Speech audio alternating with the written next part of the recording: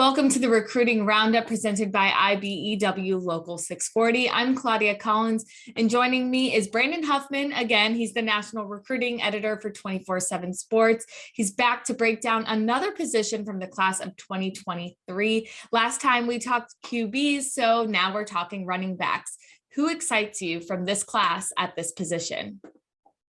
Well, if you look at the running back and just the backfield in general, you've got some guys that are athletic playmakers. You may not have, again, like a Bijan Robinson a couple years ago where you had the best running back in the country. I mean, you looked at Bijan, he ended up being the number one running back, but there's not a power back of Bijan's caliber. But guys like Kavon Clark out of Centennial, Zacchaeus Cooper out of Saguaro. Those are two of the more high-profile running backs. You also have some guys that carry the ball that are probably going to be recruited at other positions. But again, I think there's some depth to the running back position. A guy like Leighton Duncan, who's played receiver at Brophy Prep, might see more action as a running back this year. So, with the way offenses have continued to change to become more pass-friendly, more spread-friendly, you're seeing less running backs kind of become the Bijan Robinson types. There was the running back out of Chandler last year who I think went to Iowa State, who was used as a running back, used as a receiver, kind of used as an all-purpose guy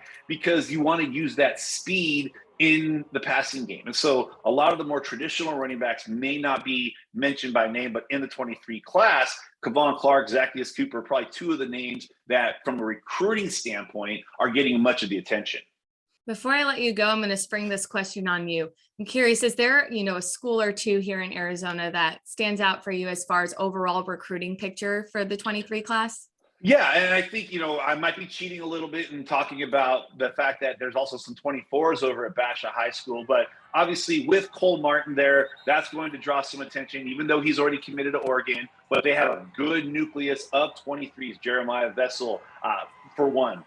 You've also got James Duran, Wyatt Milkovich. Then you also, the 24 class, you have Damon Williams, you have Miles Lockhart. So Basha has plenty of guys, but this is the school that has the number one player in the state of Arizona, the number one tight end in the country, and that's Pinnacle High School. Pinnacle's had a nice little run in recent years of having some elite talent, whether it's at the quarterback position, whether it's at offensive tackle with Tosh Baker. But while all the attention, and deservedly so, is being placed on Deuce Robinson, people need to understand that Elijah Page may be the best offensive lineman in the Western region that not enough schools are recruiting, not enough people are talking about. He's a player that I think will end up being a 25-plus offer guy when it's all said and done. Probably ends up making a case to be a top 247 4-star when the long term comes. A guy that I went to his school back in November, got a chance to see him, talking to the Pinnacle coaches. They said, yes, we know everybody comes to see Deuce, but we want to show Miles Libman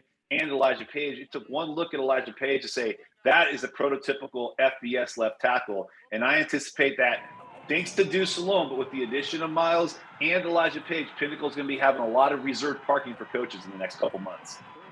Brandon, I appreciate your insight. You truly are an expert in this. We'll have to keep having you on the Recruiting Roundup to, spread the knowledge. We appreciate having you on. Always appreciate you guys having me. Thanks so much.